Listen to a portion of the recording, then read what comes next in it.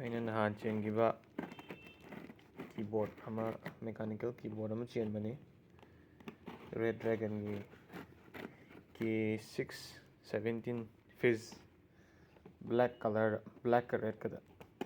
white ka grey ga thoye ado white ka grey ga do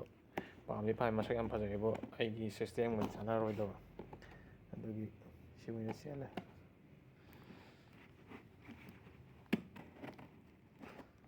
yengasi hangdoga masak phajabra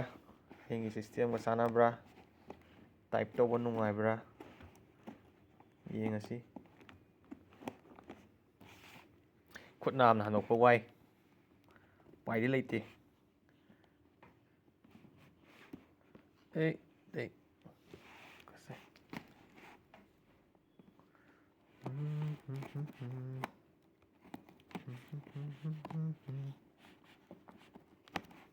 yani da yoda yadribo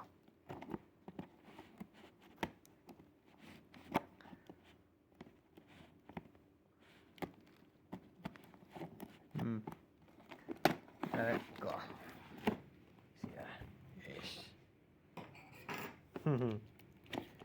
my packaging idi maini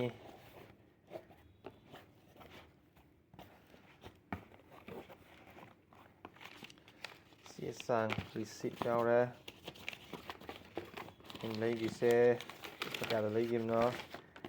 MRP budi yam chawa tharangmani in leibsina 2270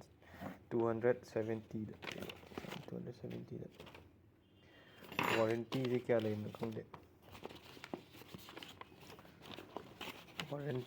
warranty ibra sida warranty daba mali konya sile redragon fizz RGB ka wired mechanical gaming keyboard ma kana USB-C targa yam compact oiba 60% to mai maman si polishing ahumga changa piba ado ma kano high game ne si red switch ne di high bane do red switch di yes देखो red switch ये advertise तो बोलते blue switch है ने अभी दिखा जा नहीं कमाई तो दिन और हम वो रहा कि सुखाई दे red वगैरह blue वगैरह blue मकोन ताल नॉय टेक लाओ बोला मकोन इनका लांग है वन red से जो नॉय the ngay ko sim thang ge ke sim box la thok ra ge ka dos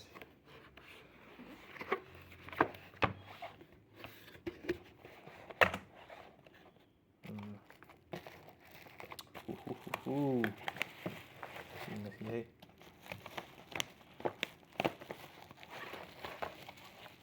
yes sai thang ge si kai yaw yeng ge cable yaure cable pire ka side ta key cap lokthokna yaure adagi keno su switch lokthokna yaure key switch su kini kena key caps kara hapu pal machu kara hape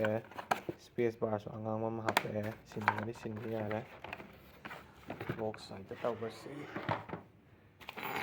hangdo bi ya oish post ai hey picture dagi bu hena fadaba male sina picture ding sanga ga yamna red si yamna ken oibne ba yamna chongthoga oi yawbane bado sidi khara satal loi ka yam chongthokte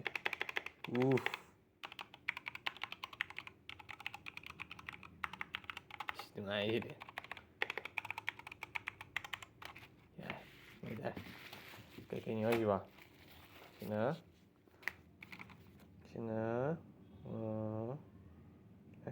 cái manual là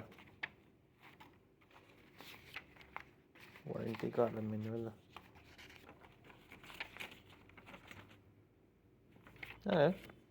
ôi cái nó mà giờ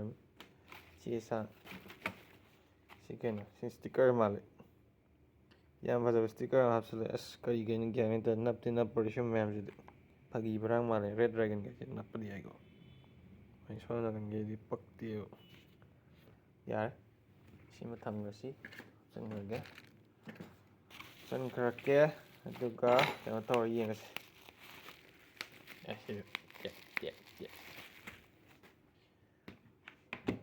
ꯃꯅꯤꯡ ꯑꯝꯇ ꯎꯠꯂꯝꯒꯦ ꯃꯅꯤꯡꯁꯦ ꯁꯨꯃꯥꯏꯅ ꯁꯤꯅ ꯃꯅꯤꯡ ꯔꯕꯔꯥꯏꯁ ꯑꯣꯏ ꯁꯤꯒꯤ ꯀꯩꯅꯣꯁꯦ ꯐꯩ ꯁ꯭ꯇꯦꯟꯁꯤ ꯌꯥꯎꯔꯦ ꯁꯤꯅ ꯔꯕꯔꯥꯏꯁ ꯒ꯭ꯔꯤꯞ ꯌꯥꯎꯅꯕꯀꯣ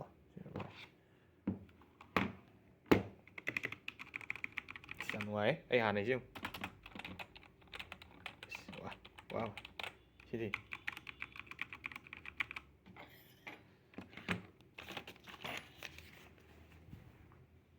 ꯌꯥꯔꯦ ꯁꯤ ꯌꯥꯔꯦ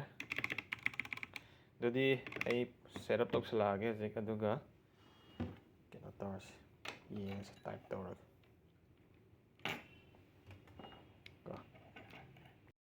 ꯋꯥꯌꯔꯁꯤ ꯑꯗꯨꯝ ꯁꯥꯡꯉꯤ 1 ꯃꯤꯇꯔꯃꯨꯛꯀꯤ ꯆꯥꯡ ꯁꯥꯡꯉꯤ USB-Cꯅꯤ ꯍꯥꯞꯄꯒ ꯌꯦꯡꯉꯁꯤ ꯄꯥꯟꯁꯤꯜꯂꯒ ꯌꯦꯁ ꯌꯥꯔꯦ ꯊꯣꯛꯂꯛꯑꯦ ꯌꯥꯕ ꯃꯥꯜꯂꯦ ꯃꯑꯣꯡꯁꯦ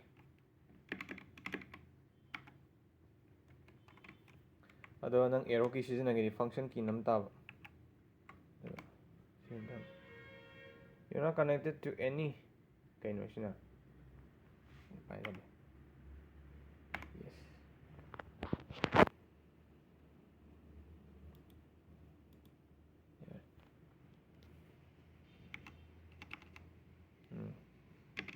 yam ngai yo my light se makhan yam yar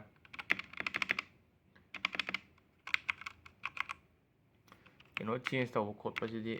ai khangdrene kai change tawdona mai si lare ko hidra mane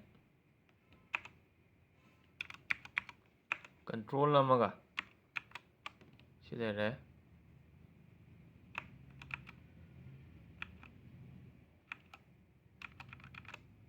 khangja lakcha deda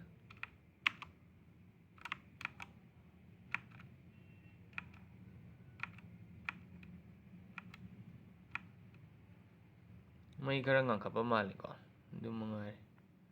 sina kaino khangde sise what is this